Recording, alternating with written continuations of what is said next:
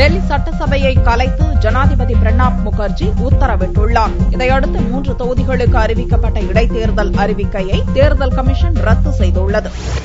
டெல்லி பொது தேர்தலுக்கு பின் 49 நாள் முதல்வராக இருந்த அரவிந்த் கெஜ்ரிவால் திடீரென ராஜினாமா செய்ததை தொடர்ந்து கடந்த பிப்ரவரி முதல் அங்கு ஜனாதிபதி ஆட்சி அமல்படுத்தப்பட்டது. பாரதிய ஜனதா, காங்கிரஸ், ஆம் ஆத்மி கட்சிகளின் தலைவர்களுடன் ஆளுநர் நஜீப் ஜங் நடத்திய ஆலோசனையின் போது எந்த கட்சியும் ஆட்சி அமைக்க முன்வரவில்லை. எந்த கட்சிக்கும் தனி பெரும்பான்மை பலம் இல்லாத நிலையில் சட்டசபையை கலைக்க ஜனாதிபதி பிரணாப் முகர்ஜிக்கு ஆளுநர் ஜங் செவ்வாயன்று பரிந்துரை செய்தார். ஜங்கின் பரிந்துரைக்கு மத்திய அமைச்சரவையும் ஒப்புதல் அளித்தது. இதைத் தொடர்ந்து டெல்லி சட்டசபையை கலைத்து ஜனாதிபதி பிரணாப் முகர்ஜி புதனன்று உத்தரவு பிறப்பித்தார். டெல்லி சட்டசபை கலைக்கப்பட்டதைத் தொடர்ந்து நவம்பர் 25ஆம் தேதி டெல்லியில் 3 சட்டசபை தொகுதிகளில் நடக்கவிருந்த இடைத்தேர்தலுக்கான அறிவிக்கையை தேர்தல் கமிஷன் ரத்து செய்துள்ளது.